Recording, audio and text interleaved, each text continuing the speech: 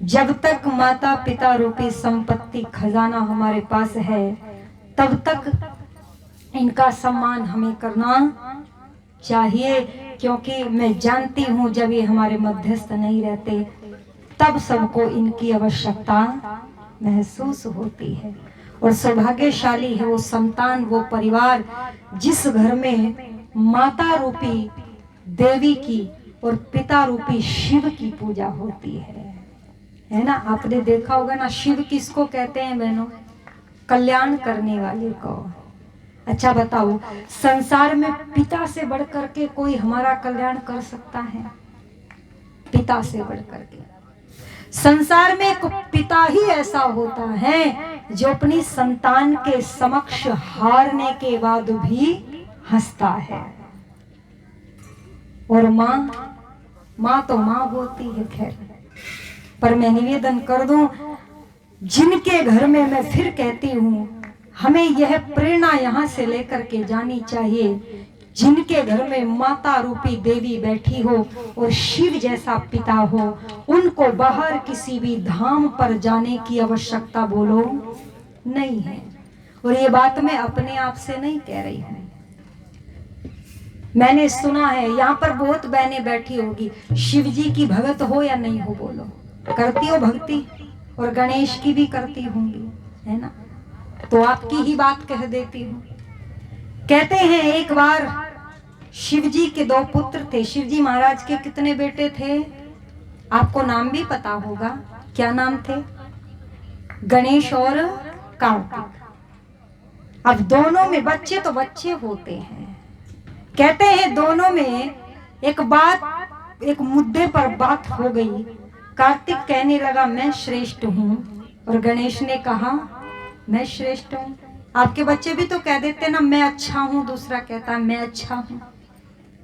तो वहां शिवजी महाराज ने एक बात कही, बोले जो सारे संसार का चक्कर लगा करके सबसे पहले हमारे पास पहुंचेगा वही बोल दो श्रेष्ठ होगा। अब कार्तिकी जी निकल पड़े संसार का भ्रमण करने के लिए, और घूमते रहे, सारे संसार में घूम करके आए तो देखा गणेश जी पहले से ही बैठे हैं। जब वो आए तो शिव जी महाराज बोले कि बेटा श्रेष्ठ तो गणेश है। तो कार्तिक बोले कैसे? संसार का चक्कर मैंने लगाया, मुझे तो गणेश कहीं रास्ते में भी नहीं मिला चक्कर लगाता हुआ, तो फिर श्रेष्ठ कैसे हुआ? तो मेरी बहनों सुन लेना, जो शिव जी की पूजा करती है, जो गणेश की पूजा करती है, पहले उनकी बातों का तो अनुसरण कर लें। तो वहां पर गणेश जी के बारे में शिव जी कहते हैं कि सुनो बेटा, तुम संसार का चक्कर लगाने के लिए निकल पड़े, लेकिन गणेश ने हम दोनों यानी कि अपनी माता का और अपने पिता का चक्कर काटना शुरू कर दिया। और जब मैंने गणेश से पूछा ये क्या कर रहे हो, तो गणेश ने कहा मेरे लिए तो मेरे माता पिता ही मेरा संसार है।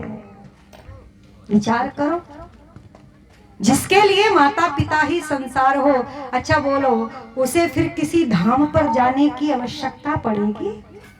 क्यों बहनों? जिसने पिता की सेवा की हो, पिता को पानी पिलाया हो, क्या उसे हरिद्वार से गंगा जल लाकर के शिवजी पर चढ़ाने की आवश्यकता पड़ेगी? आवश्यकता ही नहीं है। जिसके पिता पहले से ही तृप्त है, जरा पूछ करके देख लेना, और पिता कहता वाह जैसा बेटा मेरा है ऐसा सबके पास होना चाहिए, याद रखना उसने सारे संसार को जीत लिया है। और जो माँ कहती है जैसी संतान मेरी है, जैसी बहू मेरी है, ऐसी पूरे संसार की होनी चाहिए, तो उसे तो विश्व विजेता का पुरस्कार मिल गया, समझ लेना। मिल गया या नहीं मिल गया? भटकने की जरूरत बोल दो एक बार नहीं पड़ेगी। पर आज हम क्यों दुखी? हम बद्रीनाथ गए, केदारनाथ गए, चारों धाम की यात्राएं करते रहे, धन भी खर्चते रहे, और फिर वहां कोई आपदा आ गई तो कुछ लोग वहीं पर भी मर करके दब गए। पर यदि घर में बैठे हुए देवी देवताओं की सेवा पूजा की होती तो भटकने की, धन की हानि, शरीर की हानि बोलो होने वाली नहीं। और यही तो अच्छे काम है, मैं कह रही थी ना प्रारंभ में, यही अच्छे काम है। इसीलिए कह दिया कि इनका दर्जा, इनका स्थान किसी के तुल्य नहीं। संसार में सबसे ऊंचे स्थान पर ईश्वर है, और ईश्वर के बाद यदि किसी का नंबर आता है तो माता और पिता का आता है, और किसी का भी नंबर नहीं है। पर हम कैसे हो गए? बोले हम तो स्वार्थी है। कैसे स्वार्थी? बोले दो मित्र थे, सुनो मेरी बहनों, सुन लो एक बार। दो मित्र थे, दोनों घूम रहे थे, एक का चेहरा कई दिन से लटका हुआ था। दूसरे ने पूछा, भाई साहब बड़े उदास रहते हो। बोला, जी क्या करूं, मेरी पत्नी में और मेरी माता जी में ना बहुत झगड़ा रहता है, बनती नहीं है। तो इसने कहा वृद्धाश्रम छोड़ दे माँ को, यही है ना उपाय। इसकी बात समझ में आ गई और इसने छोड़ दिया। अभी बड़ा हंसता हंसता फिरे। 10-12 दिन के बाद जिसने सलाह दी थी उसका मुंह लटक गया। तो ये बोला, भाई साहब मेरे मित्र, मेरे प्यारे, अब तेरा चेहरा क्यों लटका पड़ा है?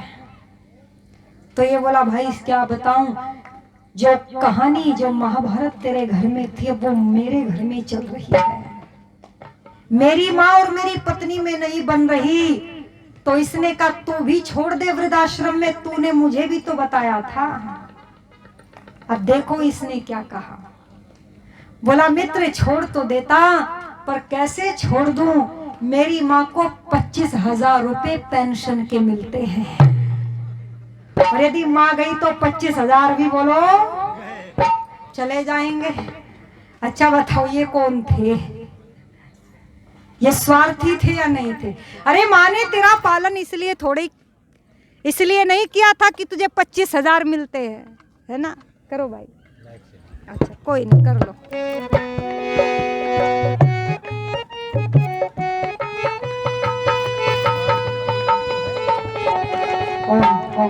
चले कोई बात नहीं। मैं निवेदन कर रही थी कि स्वार्थ में नहीं करना। देखो माता पिता जब युवा होते हैं ना, तो परेशानियां उनके सामने भी बहुत आती है।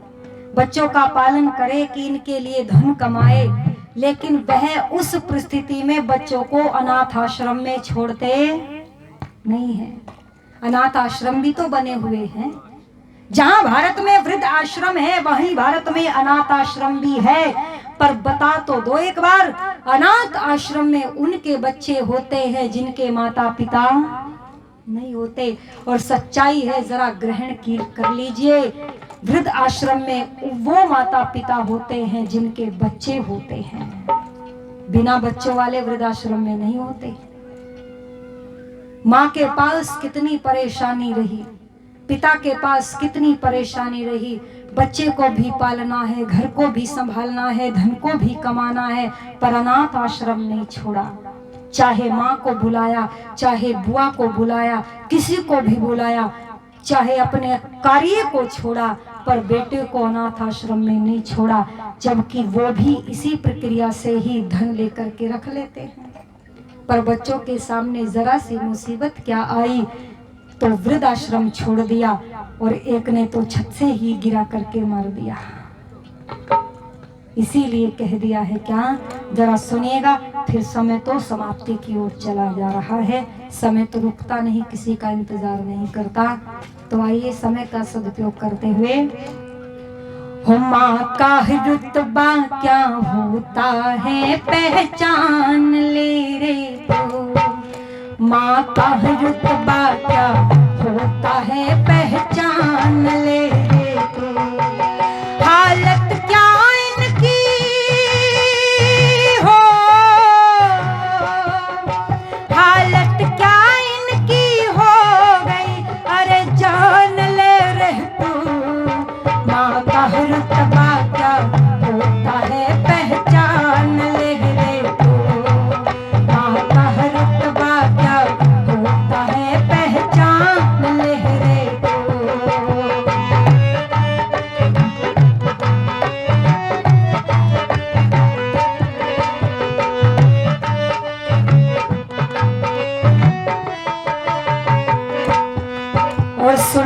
कैसी होती है? परदेश को जब तू जाए माँ रोती हुई रह जाए, परदेश को जब तू जाए माँ रोती हुई रह जाए, तू फिक्र न करना बेटा माँ कहती हुई रह जाए, तू फिक्र न करना बेटा माँ रहती हुई रह जाए। वो बुरा नहीं हो,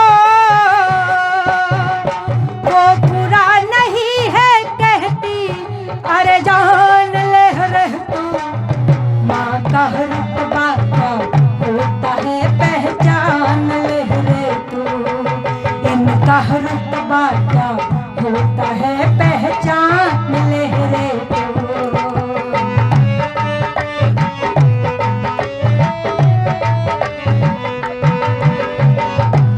और सुनिएगा, खुद की लेह में माँ सोई, खुद की लेह में माँ सोई, सूखे में तुझे सुलाया, खुद की लेह में माँ सोई, सूखे में तुझे सुलाया, इस दूध की शक्ल में तुझको तुझे लहू जिगर का पिलाया, इस दूध की शक्ल में माँ ने तुझे लहू जिगर का पिलाया। जो माँ के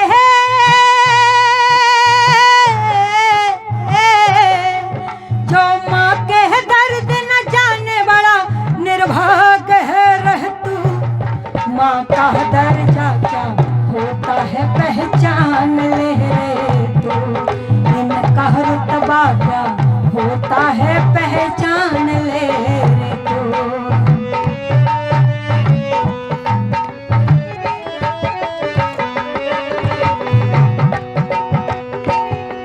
तेरी माँ तेरी खातिर औरों से लड़ जाती है, तेरी माँ तेरी खातिर औरों से लड़ जाती है, जरा उनके दिल से पूछो जिनकी माँ मर जाती है, जरा उनके दिल से पूछो जिनकी माँ मर जाती है, जिसे माँ का प्यार मिला जिसे माँ का प्यार मिला है बड़ा धनवान है रे तू, माँ का रुतबा क्या होता है पहचान ले रे तू।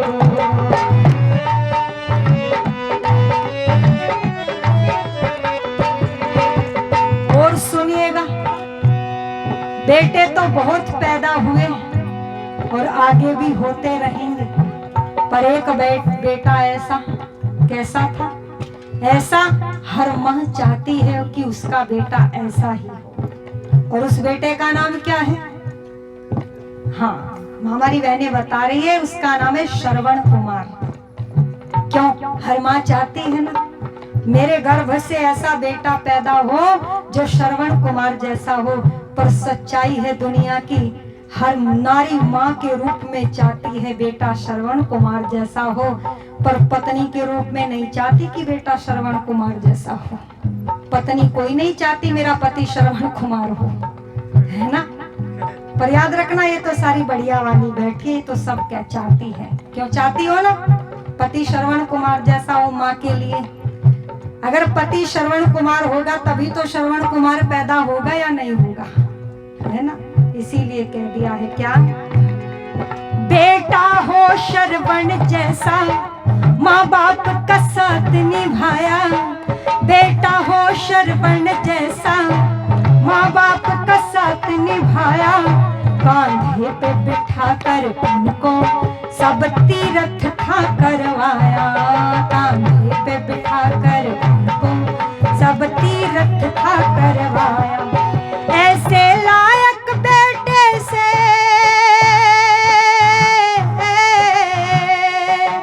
ऐसे लायक बेटे से जरा सा जान लह रह तो माँ का रुतबा क्या होता है पहचान ले रे तो, माँ का रुतबा क्या होता है पहचान